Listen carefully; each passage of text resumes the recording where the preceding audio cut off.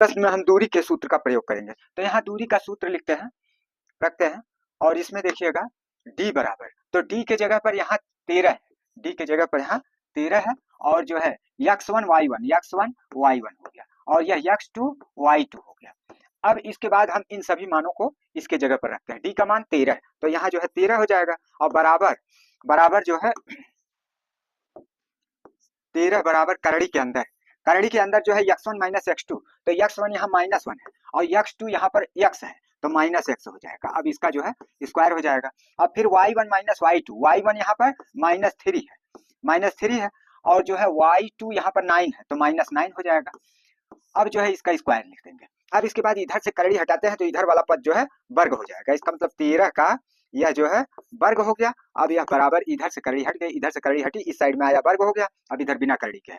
अब इसके बाद जो है यह कितना है -1 माइनस x का होल स्क्वायर और फिर जो है इसमें प्लस माइनस, अब इसको जोड़ लेंगे 9 3 12 -12 का वर्ग हो गया। तो अब यहाँ पर हम देखते हैं 13 का वर्ग 13 गुणे 13 169 होता है, 169 होता है बराबर इधर वाला, इन दोनों में माइनस कॉमन कर लेते हैं और माइनस कॉमन करने के बाद जब वर्ग करेंगे तो प्लस हो जाएगा। तो इसका मतलब यह हो गया 1 प्लस x का होल स्क्वायर और यहाँ माइनस का 2 बार गुणा हुआ तो प्लस हो जाएगा और 12 गुणे 12 144 होता है। अब जो है 144 को इधर ले आएंगे तो 169 माइनस 144 हो जाएगा। जब उधर से इधर आएगा तो ऋणात्मक हो जाएगा। अब इधर बराबर 1 प्लस x का होल स्क्वायर होगा। अब इसके बाद हम क्या करते हैं कि 169 में से 44 को घटाएंगे तो यहाँ 5 यहाँ 2 बचेगा मतलब 25 बचेगा। तो इस साइड में हुआ 25 बराबर दूसरे साइड में ये 1 प्लस x का होल स्क्वायर।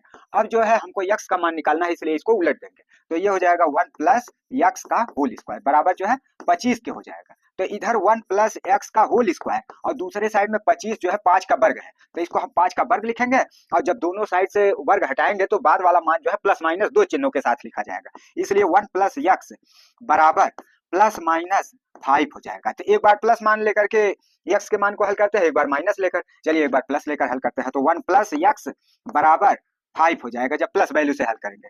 तो x बराबर हो जाएगा 5 और 1 को उधर ले जाएंगे तो -1 हो जाएगा। तो ये घटेगा तो x बराबर जो है 4 हो जाएगा। तो x का एक वैल्यू जो है 4 प्राप्त हो गया। अब फिर इसके बाद इसका मान जब हम माइनस वैल्यू से हल करेंगे तो 1